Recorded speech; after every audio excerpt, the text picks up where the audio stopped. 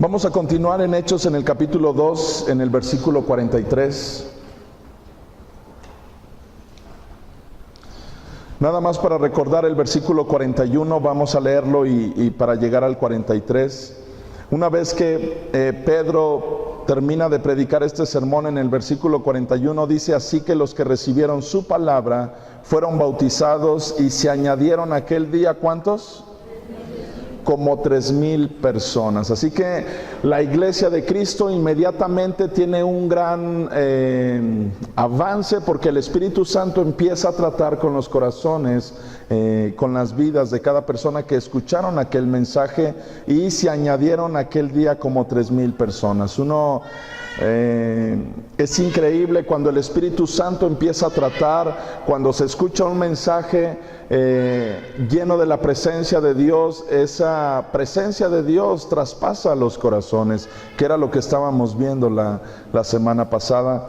Y dice que perseveraban en la doctrina de los apóstoles, en la comunión unos con otros, y en el partimiento del pan, y en las oraciones.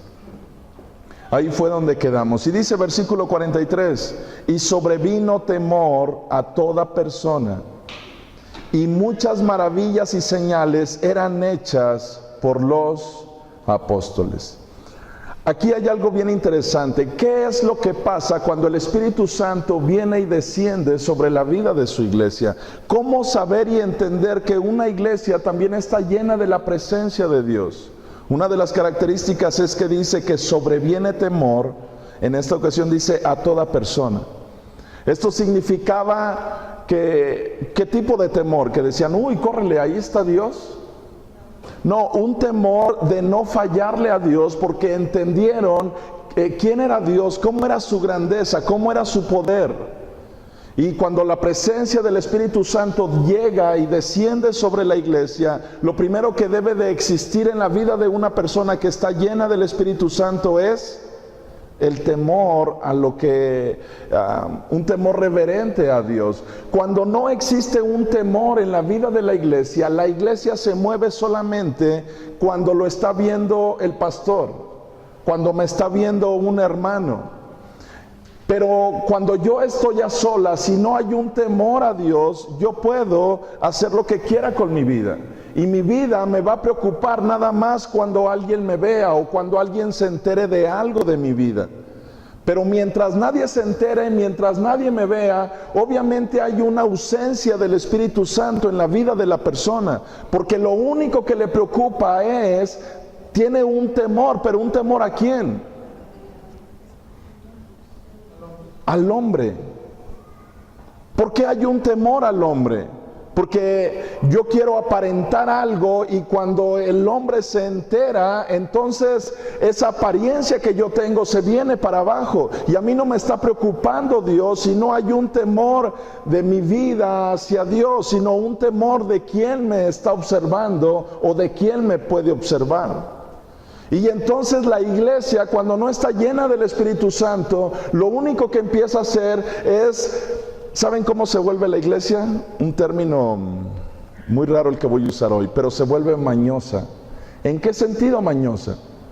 Mañosa en el sentido de buscar formas de que los demás no se enteren de lo que yo estoy haciendo mal. Nos volvemos especialistas en ese temor que tenemos al ser humano, especialistas en mentir, especialistas en hacer las cosas basado en que nadie se entere en cómo yo estoy viviendo. Y el problema de una iglesia que no está llena del Espíritu Santo es que entonces vive para que la gente lo vea. Pero ¿qué es lo que pasa entonces cuando estamos a solas? Algo de lo más triste es que entonces la iglesia deja de existir. ¿Por qué? Porque tiene un temor al ser humano. Y cuando no hay alguien que lo está observando o viendo su comportamiento, se olvida de que es la iglesia de Cristo. Y se convierte en la iglesia de Cristo nada más cuando alguien lo está observando o cuando nos congregamos. Esa no es la verdadera iglesia de Cristo. La verdadera iglesia de Cristo es cuando nadie te ve, cuando nadie te observa, cómo es nuestro comportamiento. Esa es la verdadera iglesia de Cristo. Sobrevino un temor a toda persona. Y dice que eso conllevaba a que muchas maravillas y señales eran hechas ¿por quién? Los apóstoles. Dios había prometido que no iba a dejar sola a la iglesia.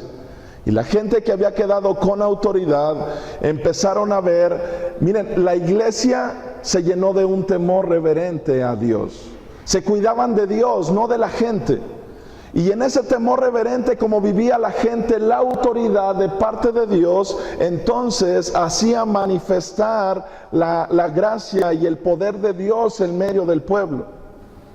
Lo más complicado es cuando nosotros queremos que Dios se manifieste sin nosotros vivir en temor a Dios.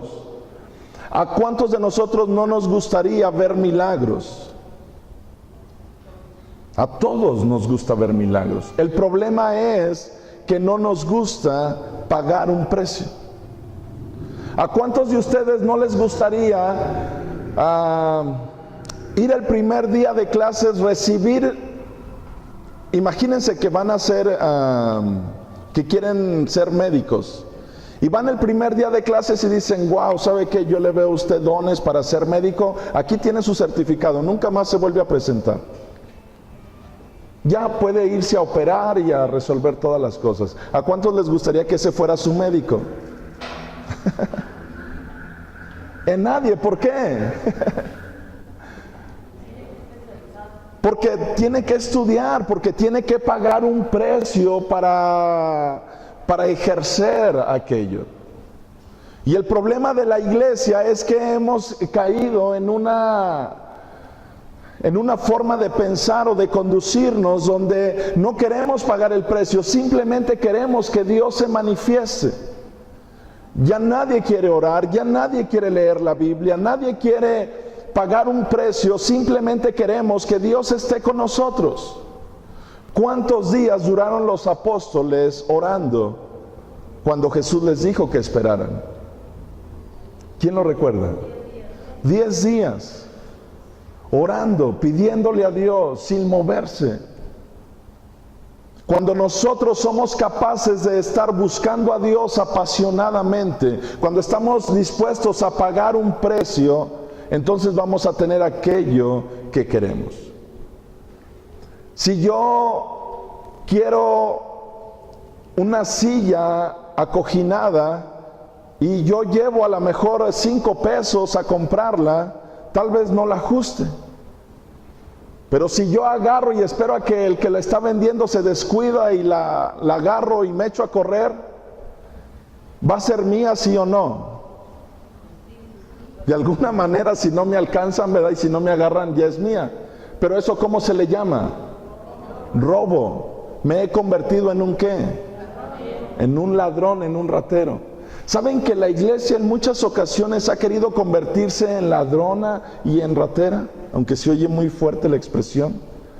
Porque hemos querido la presencia de Dios en nuestras vidas. En nuestros cultos queremos la presencia de Dios, pero no vivimos con un temor reverente a Dios todos los días de nuestra vida. Vivimos con un temor hacia la gente, de quién me está observando y quién no. Y de todas maneras queremos que aún así estamos, Dios, pero ¿por qué no te manifiestas? Dios, ¿por qué sucede esto? Dios, ¿por qué aquello? Cuando no nos hemos atrevido a vivir de una manera radical para Dios. Queremos simplemente todo gratis. Pero cuando el Espíritu Santo vino sobre la iglesia, ¿por qué la iglesia creció muy rápidamente? Porque toda la iglesia vivía con un temor reverente a Dios. Porque no estaba preocupada por quién lo veía o quién no lo veía. Estaban preocupados porque sabían que Dios nos veía y nos observaba. Versículo 44. Todos los que habían creído estaban ¿cómo? Juntos. Va a ser especial este versículo. Todos los que habían creído estaban juntos y tenían en común todas las cosas. En este versículo 44 nos dice que estaban todos juntos. Ahora, con esto no se refiere a que todos vivían en una sola casa. ¿Dónde meten en una sola casa a 3,000 gentes? No, entonces no está hablando Lucas de que todos los que habían creído estaban juntos en el sentido de que vivían así todos juntos, ¿no? Se refería a que obviamente se frecuentaban, se refería obviamente a que estaban juntos en un mismo sentir, tenían la misma pasión. Pero aparte de todo esto, dice que tenían en común, ¿qué? Todas las cosas. ¿Qué significa tener en común todas las cosas? ¿Que saben de qué estaban preocupados ellos? De las necesidades de la comunidad que había surgido. 3,000 gentes habían surgido. Esto significaba que al estar ellos juntos conocían las necesidades de los demás. Y esto significaba que entonces tenían en común todas las cosas. Ahora, ahorita lo vamos a seguir viendo en estos siguientes versículos, porque esto también se puede malinterpretar de que tenían en común todas las cosas. Leamos el versículo 45. Y vendían sus, ¿qué? Propiedades. Escuchen esto, significaba que aun cuando tenían en común todas las cosas, esto significaba que cada uno de ellos seguía teniendo, ¿qué? Sus propiedades. O sea, cuando veían alguna necesidad así grande o fuerte, eran capaces de ¿qué? De vender esas propiedades que todavía eran de ellos, eran capaces de venderlas con tal de no ver necesidad en las diferentes personas o familias. Cuando el ser humano se vuelve indiferente ante la necesidad de los demás, hay un grave problema en nuestros corazones. Siempre la iglesia cristiana debe de vivir en unidad. Miren, en aquel entonces la mayoría de las iglesias, todas tenían una creencia de que había muchos dioses. Y muchas veces en esas religiones eran muy selectivos con los diferentes tipos de personas. La mayoría de ellos creían que tenían que hacer obviamente sacrificios a Dios y para eso, a sus dioses, y para esto había dioses, diosas que tenían ellos como creencia, y eran como muy selectivos en la gente. El cristianismo se levantó y tuvo mucho auge desde que nace, porque Jesús desde un principio enseñó que todos somos iguales delante de los ojos de Dios. La iglesia cristiana enseñaba a la gente que no tenía nada que ver la condición en la que estábamos, si había mucho dinero o si había poco dinero. La comunidad cristiana que empezó a surgir simplemente al estar en contacto unos con otros, se podía conocer las diferentes necesidades y eran capaces, escuchen esto, eran capaces de ¿qué? De poder aún vender lo que era mío para darlo a los demás.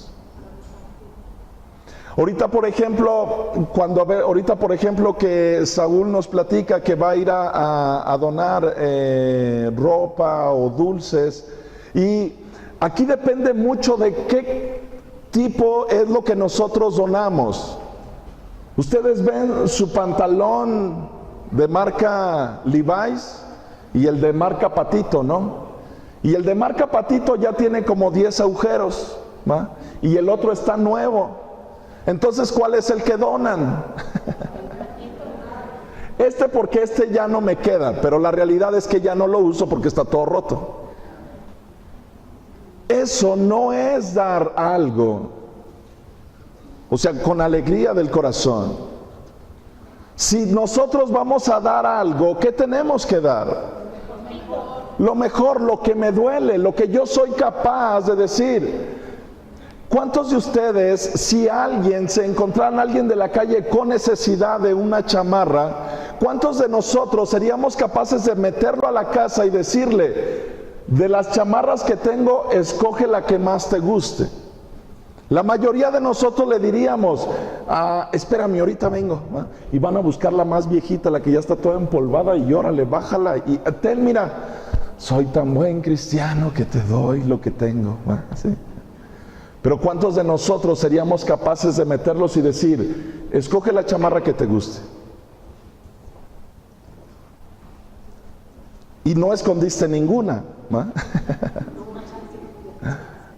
Y tal vez tú digas, no, pastor, es que no puedo hacer eso porque la gente es bien abusiva. Va a agarrar la mejor, la más bonita. ¿Va? ¿Cuántos de nosotros somos capaces de dar lo que tenemos? ¿Cuántos de nosotros le daríamos a escoger a una persona de lo que tenemos que pueda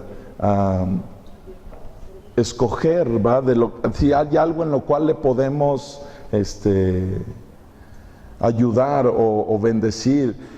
El pueblo cristiano, cuando está lleno del Espíritu Santo, puede siempre ayudar o bendecir a los demás. Cuando no es así, nosotros lo único que estamos haciendo es tener una religión más. Porque al final de cuentas hablamos de Dios, predicamos de Dios, pero al final de cuentas yo sigo simplemente pensando en mi necesidad, en lo que yo puedo hacer o dejar de hacer. En mi tiempo, en mi dinero, en mis posesiones, en mi todo. Y no hemos aprendido a dar. Imagínate que un día Dios le habla a Abraham y le dice: Abraham, dame tu hijo, tu único hijo, y ve y sacrifícalo. ¿Cuántos de nosotros seríamos capaces de decirle: Dios, ¿cuál hijo quieres? Un día una mujer entra al templo, iba tan angustiada porque no podía tener hijos, y un sacerdote llamado Elí la vio mientras ella iba entrando y dijo: esta mujer viene borracha. Y cuando la ve le dice: mujer, ¿por qué entras a la iglesia en esa condición? Y esta mujer llamada Ana le dice: no, Señor, no vengo borracha.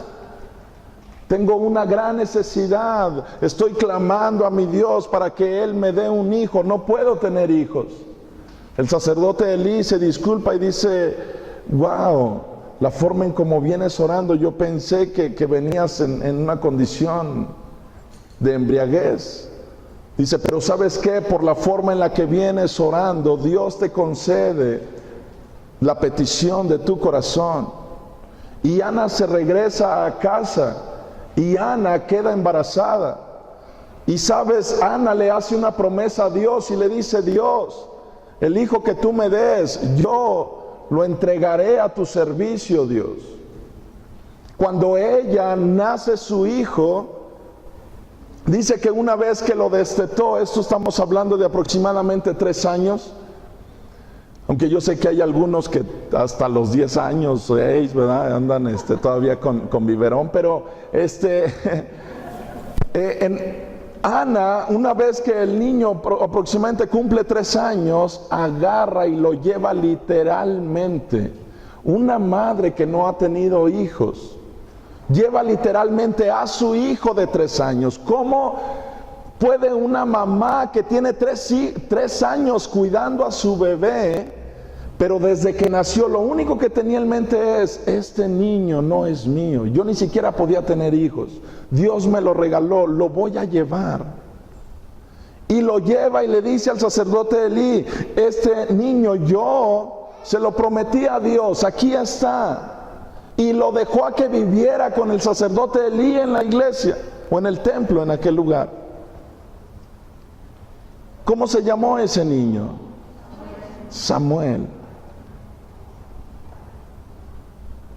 Yo podría decir que el profeta más increíble que ha existido desde entonces. La primera vez que yo leí esa historia, leí algo que me impactó tanto, que dice que Samuel llegó a ser el gran profeta que fue porque no dejó caer a tierra ninguna de las palabras que Dios le dio. ¿Sabes qué es lo que ha hecho la iglesia? Que las palabras que Dios nos ha dado muchas veces las agarramos y decimos: esto no me gusta, y las dejamos tirar a tierra. Samuel no dejó caer a tierra ninguna de las palabras de Dios. Se convirtió en un grande profeta. La mujer Ana tuvo ¿cuántos hijos más? 5 hijos más. Dios bendice cuando tú das. ¿Cuántos a lo mejor como padres podríamos decir que no quiero que lo hagan, a menos que Dios se los diga, pero imagínense que que un padre dijera, desde pequeño voy a entregárselo a Dios de tal manera que ni siquiera va a ir a la escuela. Lo único que va a hacer es estudiar la palabra de Dios. Quiero que le sirva a Dios desde que es bebé. Pero la mayoría de nosotros, ¿qué estamos pensando? ¿Y de qué va a vivir? ¿Cómo voy a preparar a mi hijo? Hemos creído que Dios no puede sostener, hemos creído que Dios va a faltar a su promesa. Como padres nos da mucho temor. Y estoy diciendo que si acaso lo llegaran a hacer es porque Dios se los dice, no porque hoy el pastor se los está diciendo. Pero lo que yo quiero es que puedan entender en su mente qué complicado y qué difícil es a veces poder entregar a nuestros hijos a Dios. ¿Cuántos de los que están aquí que son padres, imagínense que existiera una tribu que todavía se comieran a los hombres, que fuera caníbal? Y que su hijo o su hija dijera, a lo mejor, no sé, tiene 17, 18, 20 años, no sé, 22, y dice, papá, mamá, ¿qué crees? Dios me acaba de hablar, estoy feliz, estoy contento, me voy a ir a una tribu de caníbales a hablarles de Dios. ¿Cuántos papás empiezan a danzar? Y dicen, ¡qué padre! Mi hijo se lo van a ir a que se lo coman, ¡qué padre! ¿Cuántos padres le dirían, estás loco? Claro que no te voy a dejar ir. ¿Cuántos de nosotros, si Dios nos pidiera a nuestros hijos, seríamos capaces de entregarlo todo? ¿Cuántas veces puede una mujer o un varón estar pidiéndole a Dios, Señor, dame una persona que te ame con todo su corazón? Y después, cuando encuentras a esa persona que ama a Dios con todo su corazón, te arrepientes y dices, no, Señor, mejor que sea del mundo. ¿Por qué? Porque yo he conocido, y de verdad he conocido, misioneros, pastores, que se han casado de la manera más sencilla que se pueden imaginar. Mujeres que han pedido un hombre que ame a Dios con todo su corazón, y que ese varón le dice, ok, vamos a organizar la boda. ¿Sabes qué? No va a haber anillos. ¿Pero por qué? Si es la tradición. Ese dinero que podemos gastar en los anillos lo vamos a utilizar en gente donde ellos estaban trabajando en misiones. ¿Sabes qué? No va a haber esto, no va a haber aquello. ¿Sabes? A veces pedirle a Dios a alguien que ame a Dios con todo su corazón te puede llevar a veces a una frustración también. Porque alguien que ama a Dios con todo su corazón muchas veces le dedica mucho tiempo a Dios. Y de rato vas a estar, pero es que a mí casi no me dedica tiempo. Y es que nuestra vida es muy anormal de lo que cualquier familia vive. Pues sí, claro, es todo anormal, porque cuando amas a Dios todas las cosas cambian. Cuando amas a Dios, dice aquí, podían vender sus propiedades y sus bienes y lo repartían a todos según la necesidad de cada uno. Eran capaces de desprenderse de aquello que tenían para darlo a los demás. Cuando alguien ama a Dios, no antepone nada. No dice, no, espérate, aquí según la condición en la que vivimos, el mundo y todo nos dice que tiene que ser así, así y así. Cuando alguien ama a Dios, puede hacer las cosas tal vez de la manera más sencilla, cuando está pensando en ayudar en alguien más. Pero a veces para el ser humano es tan complicado. Nos complicamos tanto la vida en relación a cómo se tienen que hacer las cosas, a cómo entregar. Si nos cuesta trabajo entregar las cosas materiales muchas veces, ¿qué no será entregar un hijo? En el tiempo de Ana, en esta historia de Samuel, como en el tiempo de hoy, es la misma situación en el corazón de una madre. Entregar un hijo sigue siendo el mismo dolor para una mamá de hace años a la de ahorita. La escena que a mí me conmueve mucho es que dice que cada año Ana, cuando iba a sacrificar lo que Dios pedía que cada año sacrificaran, Ana llevaba una túnica para su niño. Cada año más o menos le calculaba la edad y le llevaba una túnica. Y durante todo ese año era lo que vestía aquel pequeñito Samuel. Lo más increíble de esa historia es que dice que Elí tenía hijos y sus hijos eran rebeldes y sus hijos no querían saber nada de Dios. Y sus hijos no solamente no querían saber nada de Dios, pecaban y lo hacían de una manera deliberada y aún todo el pueblo lo sabía. Cualquiera que tuviera esos hermanos, a Samuel se lo hubieran llevado, como decimos, entre las piernas. Pero a Samuel nadie lo movió desde que era un niño, aún viendo a sus hermanos, que fueron hermanos ya adoptivos. Nadie lo movió desde pequeñito. Si tú piensas que Dios no puede utilizar a un niño desde pequeño, que no lo puede cautivar y hacer que se comporte diferente a como el mundo se comporta, si tú crees que los hermanos más grandes pueden llevarse a los más pequeños, no. Si nosotros le podemos creer a Dios, aunque por lo regular eso siempre pasa, pero tenemos el ejemplo de Samuel. Dios lo tomó y le dio una promesa a su mamá de que tendría ese hijo. Qué increíble es cuando Dios da una promesa a una familia y regala un hijo. Pero ¿sabes qué? Todos los hijos son una promesa de Dios para tu vida. El único problema es que a veces como padres nos ha faltado a lo mejor el carácter para dirigirlos. O también, que ahorita lo vamos a ver, el único que tiene el control sobre el corazón de cada persona es Dios. Nadie más puede cambiar los corazones y las vidas.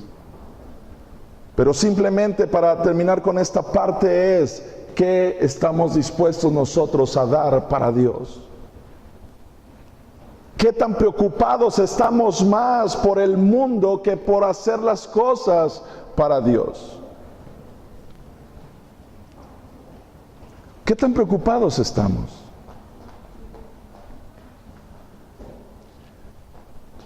¿Saben que el día que yo me casé, de toda la ropa que yo traía puesta, nada más los choninos los había comprado yo?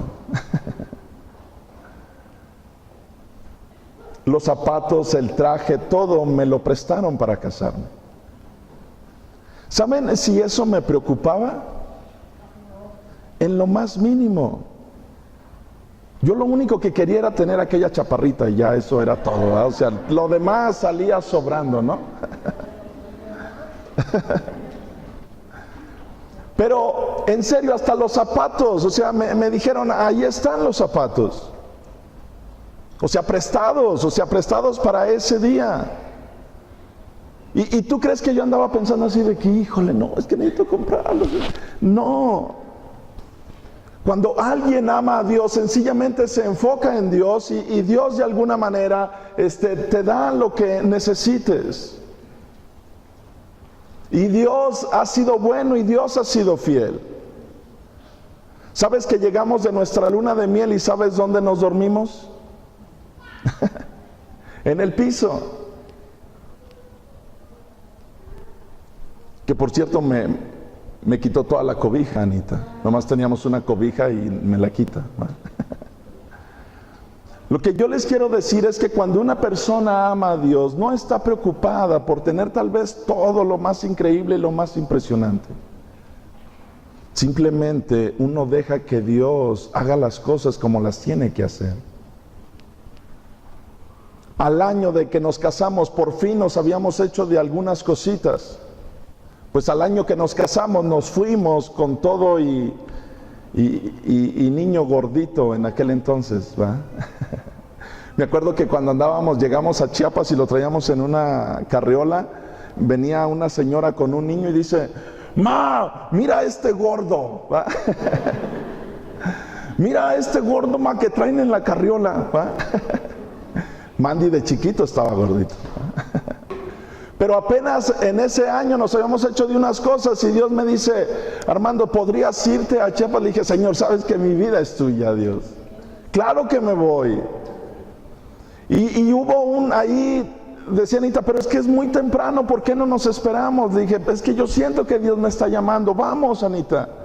Y ella se metió en oración porque su corazón no la dejaba tranquila. Decía: es que no está bien, que apenas recién casados, el niño de 2, 3 meses y este loco ya se quiere ir.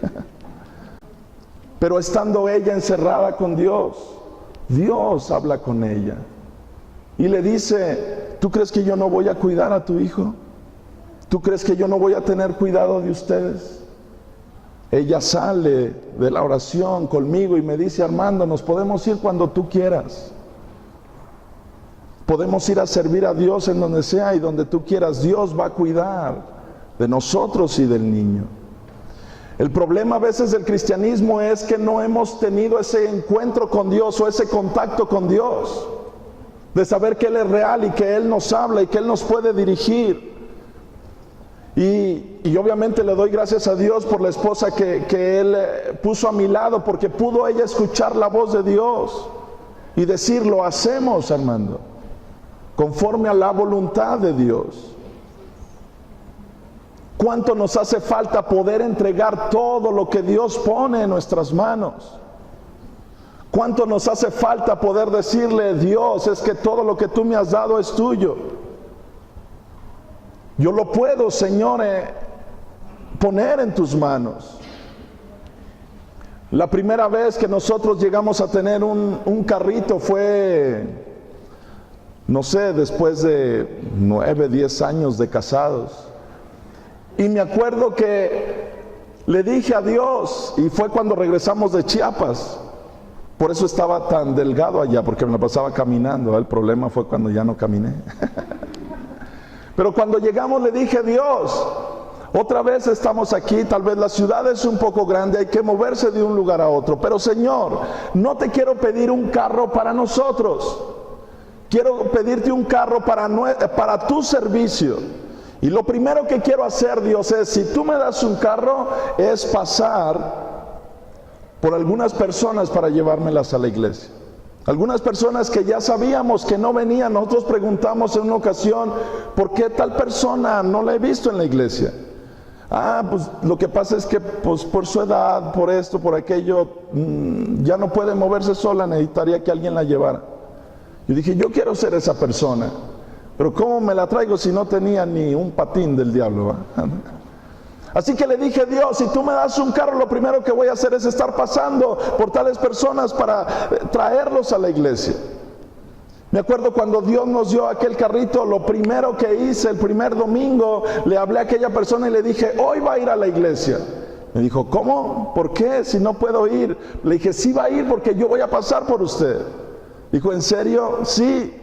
Estaba feliz, contenta de estar aquí. Había regresado y todos los domingos, antes de venirnos para acá, agarrábamos la desviación para ir por esta persona y traerla hasta aquí. Cuando Dios nos da las cosas y nosotros la podemos usar para su obra, entonces hay bendición, porque le estás diciendo a Dios: todo lo que tú me has dado es tuyo, Dios, o yo lo utilizo para tu obra.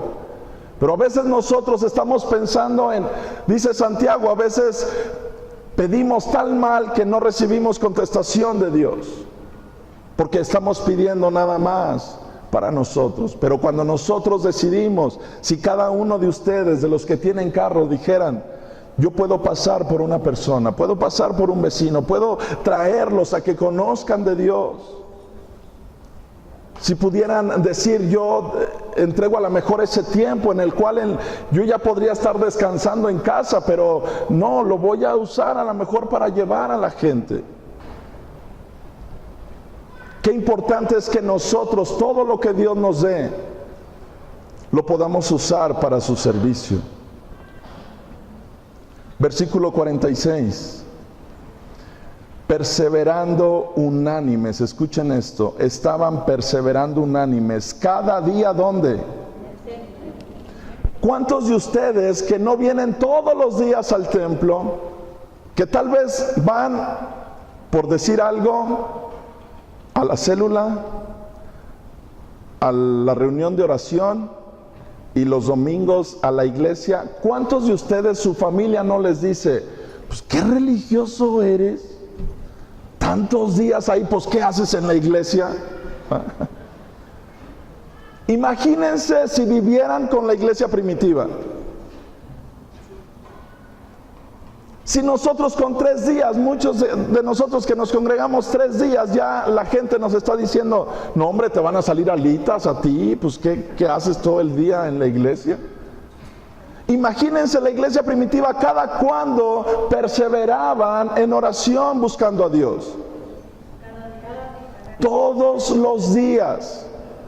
Ya me imagino que alguien en la iglesia todos los días esté buscando a Dios en la iglesia. ¿Qué les dirían los demás? ¿Qué les diría su familia? ¿Qué les dirían sus amigos? Imaginen sus amigos, vamos a ir a una fiesta, vamos a ir al cine, vamos a ir a esto, y cada vez que les dicen eso ustedes, no, es que voy a ir a la iglesia, no, es que voy a ir a la iglesia. ¿Cómo los verían sus amigos?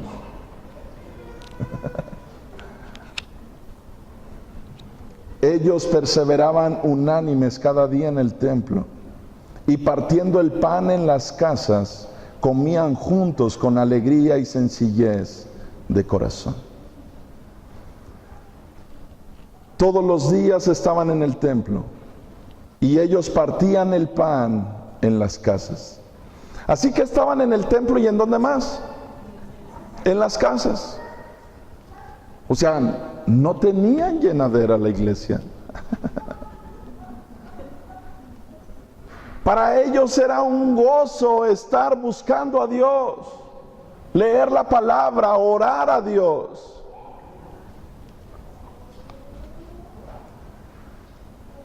Partiendo el pan en las casas. Esto de partir el pan en las casas hace mención a que Jesús les dejó una enseñanza de partir el pan y compartir el fruto de la vid, como recordatorio del sacrificio que Él había hecho. El pan significaba su cuerpo, la vid, la sangre que Él había derramado para perdón de pecados. Y la iglesia perseveraba unánime en casa, partiendo el pan, conviviendo.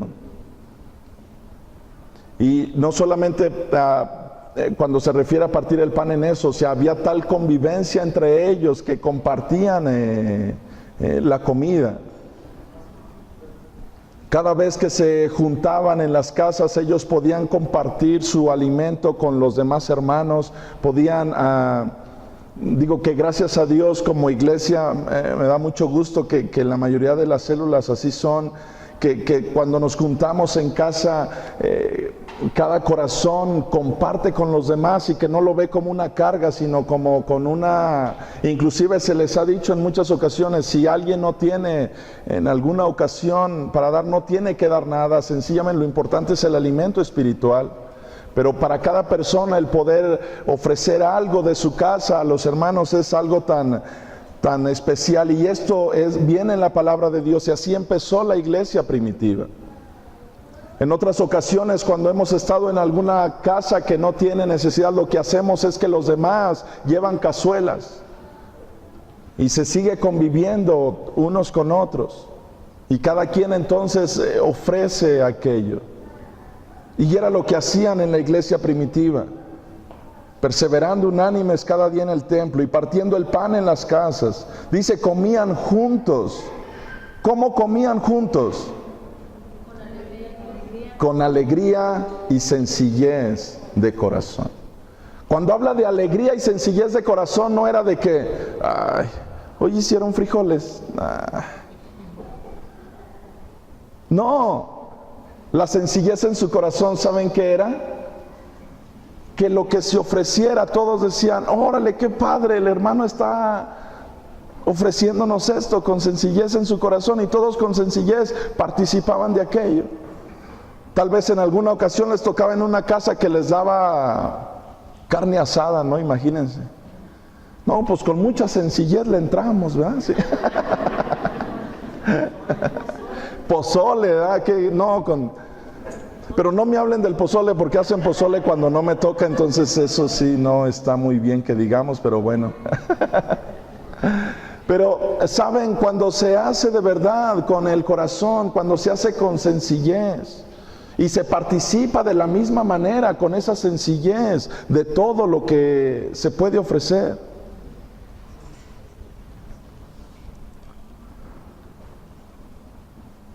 Era la forma en cómo la iglesia trabajaba. Pero todo esto, antes de esto, ¿qué decía? Vivían en temor a Dios. Y todo esto entonces se hacía de esta manera. Escuchen versículo 47. ¿Alabando a quién? A Dios. ¿Y teniendo favor con quién?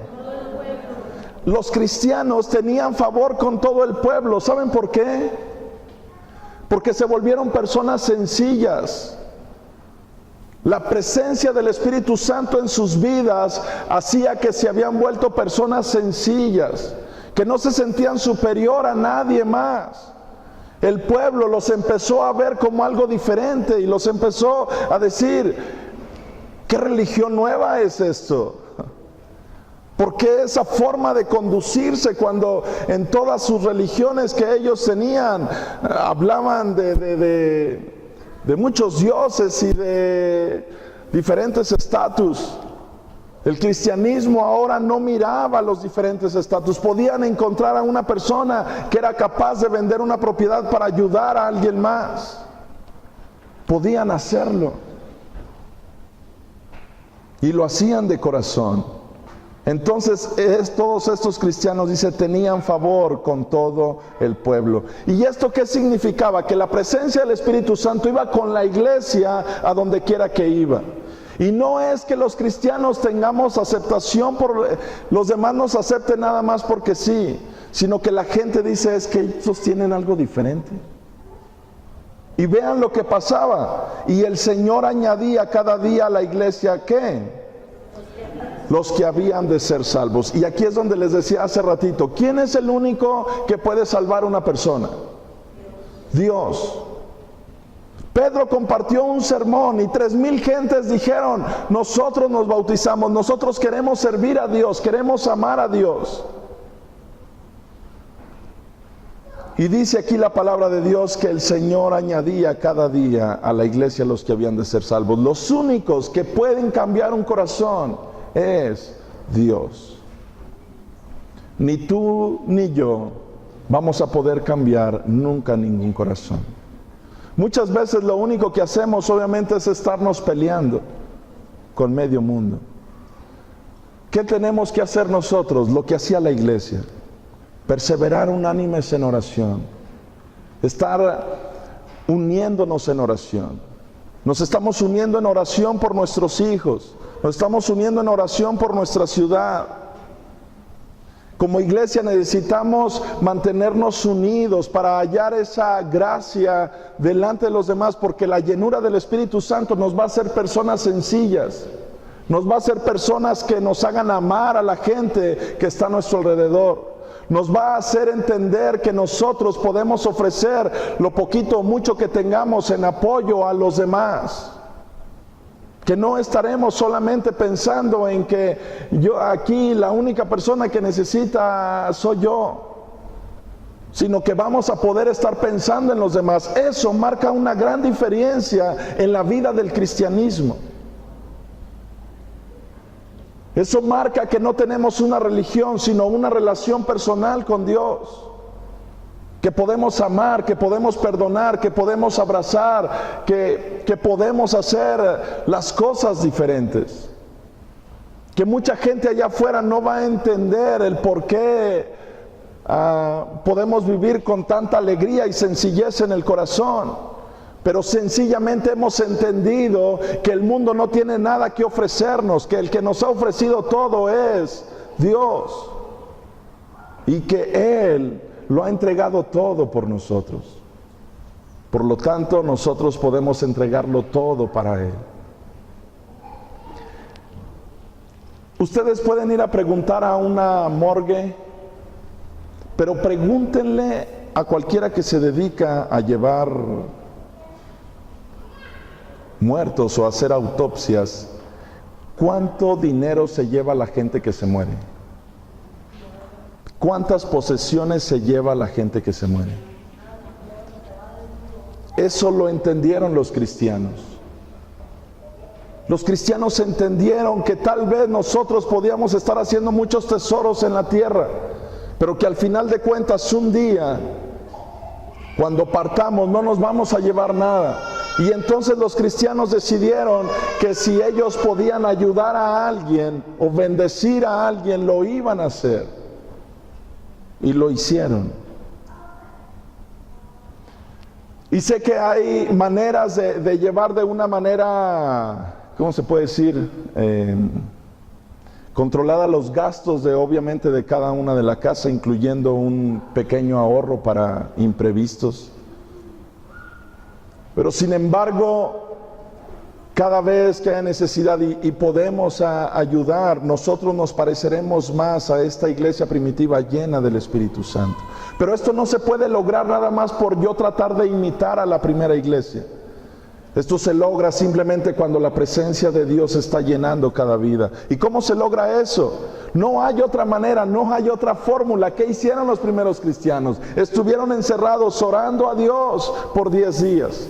Y no estoy diciendo que nos encerremos por 10 días. A lo que yo me refiero es la única manera de ser llenos del Espíritu Santo es perseverando en las Escrituras, en la enseñanza, ¿recuerdan?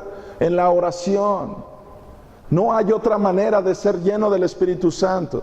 Si tú crees que vas a ser lleno del Espíritu Santo, no sé, yendo al cine, viendo la tele. No estoy diciendo que no vayas, pero estoy diciendo que es lo que hacemos más que orar y leer la Biblia.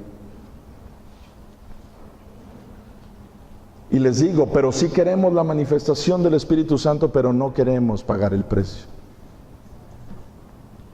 Y nada más hoy quiero terminar viendo este milagro en el capítulo 3, versículo 1, de cómo era que se movía la iglesia primitiva. Dice que Pedro y Juan subían juntos al templo a la hora novena, la de la oración. ¿Cuál es la hora novena? Las 3 de la tarde. ¿Saben que el pueblo o la nación de Israel tenía 3 horarios en el cual oraban ellos en aquel entonces? Ellos tenían 3 horarios en el cual oraban, que era mañana, en la tarde, en la noche. Prácticamente era como después de cada comida, así como el cepillado. Era la hora en los que ellos tenían. La hora novena era una de esas, porque vean cómo dice, subían juntos al templo a la hora novena. ¿Esa hora qué era? La de la oración. Había una reunión de oración en el templo a las 3 de la tarde. Y Pedro y Juan iban al templo a orar en ese momento. Tenían 3 tiempos de oración. La gente podía ir en cualquiera de esos 3 tiempos, pero había gente que le encantaba ir en los 3. En la mañana, en la tarde y en la noche. Pero en la de las 3 de la tarde tenían un tiempo de oración en el templo. Pedro y Juan se fueron a esa reunión de oración. Y era traído, dice, un hombre cojo de nacimiento, a quien ponían cada día a la puerta del templo, que se llama La Hermosa, para que pidiese limosna de los que entraban en el templo. ¿Por qué llevaron a este hombre que no se podía mover al templo a la puerta del templo de La Hermosa? ¿Por qué no lo llevaron a otro lugar? ¿Por qué no sea la placita? ¿Por qué llevarlo al templo? ¿Saben que en el templo, lo que yo les decía ahorita, en muchas ocasiones a veces se mueve ciertas caras? Y si aún tú, por ejemplo, tiendes a que alguien cuando te pide en el centro, en algún lugar, no les das ni un peso, ¿sabes dónde sí les puedes dar? Si están en el templo. ¿Por qué? Porque en el templo me ven. En el templo me ven que yo soy muy buena persona y que ayudo. Eso lo sabía la misma gente siempre y lo llevaban al templo a la puerta porque sabían que aún si la gente no quería dar, les ayudaba que en el templo mucha gente entraba y por presentar una cara podía al menos por eso ayudarle.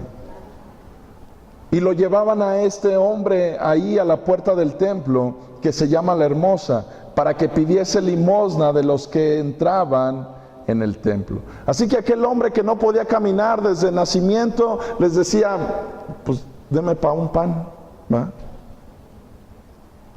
Y estaba esperando esa limosna. Y entonces dice que este hombre, cuando vio a Pedro y a Juan que iban a entrar en el templo, les rogaba que les diese ¿qué? O sea, los ve venir y le dice, por favor, deme una limosna, por favor, deme una limosna. Le empezó a rogar a Pedro y a Juan. Lo que este hombre no sabía es que por primera vez en su vida, en aquel templo, iban a entrar personas diferentes a lo que por muchos años tal vez estaban entrando. Por primera vez iban a entrar cristianos llenos de la presencia del Espíritu Santo, que iban a empezar a ver las necesidades y que iban a poder ayudar, no porque ellos fueran con superpoderes, iban a poder ayudar porque ellos dependían de Dios. Y al depender de Dios, Dios los respaldaba. Así que aquel hombre les dice, deme una limosna, deme una limosna, deme una limosna. Versículo 4, Pedro con Juan, fijando en él los ojos, le dijo, míranos. Así que se le queda viendo a aquel hombre y le dice, hey, míranos. Y yo me imagino aquel hombre dijo, wow, me piden que los mire porque seguramente va a sacar dinero, me va a dar algo. Pero lo que les dijo es, en pocas palabras, míranos. ¿Con eso qué significaba? O sea, míranos que no traemos ni un peso. Queremos que tú mismo te des cuenta que nosotros estamos viviendo por fe, que tal vez no traemos manera de ayudarte económicamente. Míranos. ¿Qué pasa cuando tú estás solicitando algo a Dios y Dios te dice, mírame, no es esa la manera en cómo te quiero bendecir, hay algo más grande para ti? Y tú, no, Señor, yo quiero la limosna, yo quiero la limosna. Él desde nacimiento no podía caminar. Lo último que él estaba pensando es en un día él iba a volver a caminar. El mayor problema del ser humano es cuando nos acostumbramos a las circunstancias y ya no oras con fe y ya no le crees a Dios. Pero ahora este hombre iba a ver un avivamiento en su fe al darse cuenta que Dios era real y que en esta tierra aún había hombres y mujeres que eran capaces de buscar a Dios con todo su corazón y que Dios los podía usar para hacer milagros. Míranos, versículo 5. Entonces él les estuvo como atento, esperando recibir de ellos algo. ¿Dónde creen que se posaron sus ojos de este hombre? En las manos y en las bolsas, ¿no? Dijeron, a ver, se vea un billete, monedas ahí en sus bolsas, sus manos. ¿A qué horas van a meter la mano en la bolsa? Necesito ver cuánto van a sacar. Ahora, si este hombre estaba cojo, entonces significa que literalmente estaba sentado. ¿Cuál era la altura a la cual él los podía ver? Pues le quedaba más, muy padre ver las manos y los bolsillos, ¿no? Entonces estaba así como que, órale, ¿quieres que te vea muy bien? ¿Qué me vas a dar? Pero la respuesta de ellos fue, mas Pedro dijo, no tengo plata ni oro, pero lo que tengo te doy. ¿Cuántos de ustedes van pidiendo algo y dicen, no, pues mírame, no tengo plata ni oro, pero lo que tengo te doy? ¿Y ustedes qué pensarían? Pues si no tienes plata ni oro, no tienes nada. Y sin embargo ellos tenían lo más precioso que puede tener cualquier ser humano, la presencia del Espíritu Santo. Cuando nosotros debemos de preocuparnos, cuando a ti no te hace feliz Cristo, sino lo único que te hace feliz es tener oro y plata, y eso te trae una sonrisa en tu rostro, pero no te trae una sonrisa cuando no tienes oro ni plata, y Cristo no produce en ti una sonrisa, hay problemas en nuestro corazón. Y no hemos llegado a conocer realmente a Cristo en nuestro corazón. Pero ellos eran felices y no traían oro ni plata. Pero lo que tengo te doy. En el nombre de Jesucristo de Nazaret, levántate y anda. Y tomándole por la mano derecha le levantó, y al momento se le afirmaron los pies y tobillos. ¿Te imaginas? Yo me imagino el tronadero de huesos en aquel lugar. Cuando lo agarran Pedro y Juan, tal vez cada quien de una mano, y lo levantan, siendo que tal vez tenía atrofiadas sus piernas, de repente se enderezan y cae de pie. ¿Qué crees que habrá visto aquel hombre cuando vio que estaba de pie? ¿Qué habrá sentido? Él lo único que quería era una moneda. En su mente no estaba que Dios podía sanarle y que podía curarle. Él ya se había resignado a su condición de nacimiento. El problema de muchos cristianos es que nos hemos resignado a nuestra condición de nacimiento. Y no hemos creído que Dios tiene el poder para romper toda atadura.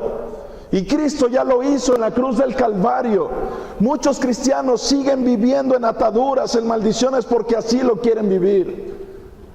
Y es algo bien triste, porque no le dan el reconocimiento al único que tiene el poder para romper toda maldición. Le han dado más poder al diablo, diciendo que el diablo puede seguir teniendo atado. Y claro que lo hace. ¿Cuándo? Cuando el hombre, el ser humano, no se quiere acercar a la cruz. Pero en la cruz Jesucristo venció. Y si no venció en la cruz, hemos vivido engañados por muchos años. Pero ¿cuántos creen que Jesucristo venció en la cruz? Es cuestión de que te acerques y lo compruebes, y veas la libertad que Él tiene preparada para ti.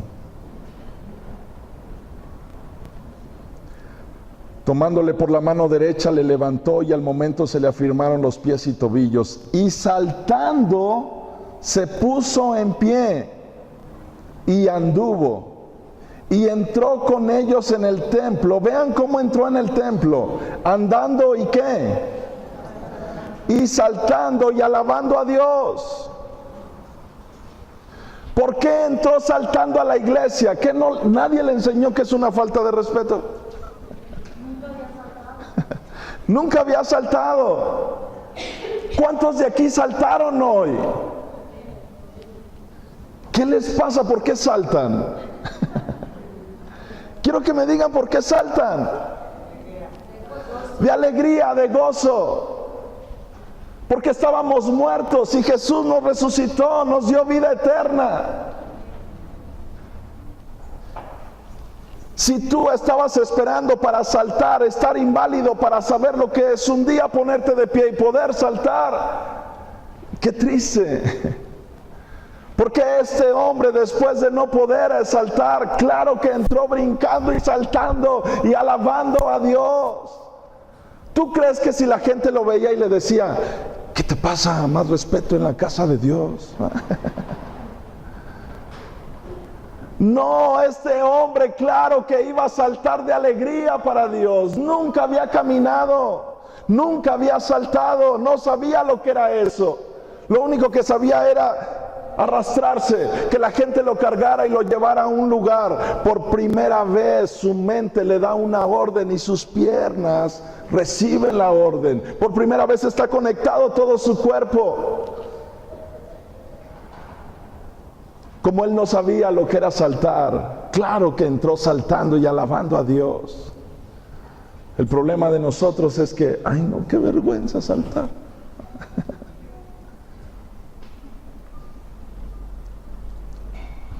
Este hombre entró saltando, alabando a Dios. Dice versículo 9, y todo el pueblo le vio andar y alabar a Dios. ¿Quién lo vio? La mayoría del pueblo entraba a la iglesia y siempre lo veía ahí postrado, Ahora lo ven gritando dentro de la iglesia. ¿Se imaginan ustedes esta escena? Traten de verlo, de que una persona ya a la entrada se pone todos los domingos a pedir dinero.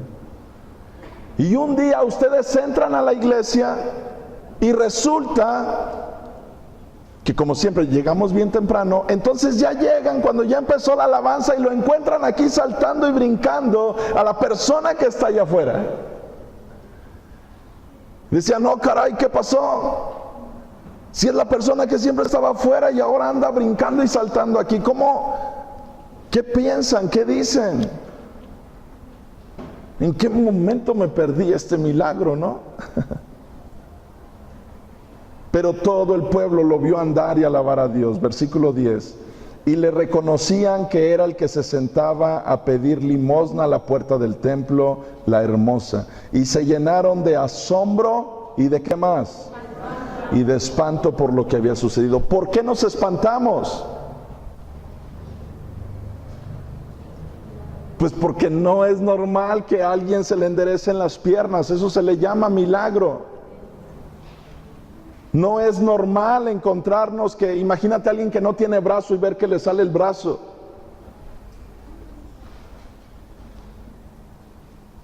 Imagínate que alguien aquí tuviera un tumor y en eso viéramos que se le cae aquí. Imagínate ver algún milagro como esto. Dice, pues claro que hay asombro y hay espanto por lo que había sucedido. Este hombre lo único que quería era oro o plata, pero Dios le dijo, no, te voy a dar algo más grande. Te voy a dar la oportunidad de que me alabes saltando. ¿Y saben qué creen que ha de haber pasado con este hombre? No, hombre, ha de haber testificado a más no poder con toda la gente. Si no podía caminar. Pero hoy nosotros, ¿por qué batallamos para testificar? Ay, no, qué vergüenza con mis amigos, ¿no? Con mi familia. Este hombre, imagínate cómo ha de haber llegado a testificar. Era yo el que no podía caminar, mis pies estaban atrofiados, ahora se han enderezados, puedo brincar, puedo alabar a Dios. Y la gente seguramente a lo mejor le tocaba las piernas y decía, ¿es en serio? ¿Y cómo fue? 2 hombres entraron, le pidieron a Dios que en el nombre de Jesús me levantara, y se empezó a esparcir el nombre de Jesús por todos lados. ¿Recuerdan la oración o cómo Jesús les dijo a sus discípulos? Hasta ahora nada han pedido en mi nombre, pero empezarán a orar en mi nombre y cosas mayores que las que yo hice empezarán a ver y a suceder. Iglesia, necesitamos regresar una vez más al temor de Dios, no al temor del hombre. De temor del hombre ya estamos llenos. Las iglesias cristianas están llenas de estarse preocupando por quién me va a ver y quién no me va a ver. Iglesia, necesitamos tener un temor a Dios. Iglesia, necesitamos vivir llenos del Espíritu Santo y no hay otra fórmula. Si tú piensas y dices, no, es que a mí no me gusta orar, pero sí me gusta el Espíritu Santo, su presencia. No, a mí no me gusta leer la Biblia, pero sí, o sea, sí quiero la presencia de Dios. No, a mí ni me gusta ir a la iglesia, ese pastor se tarda un chorro. Por cierto, ¿qué horas son? Dicen. Yo me doy cuenta que ya me tardé cuando empiezo a escuchar así como un gruñido de tripas. Y yo digo como que ya quieren irse a comer. ¿Por qué no nos ponemos de pie en este día?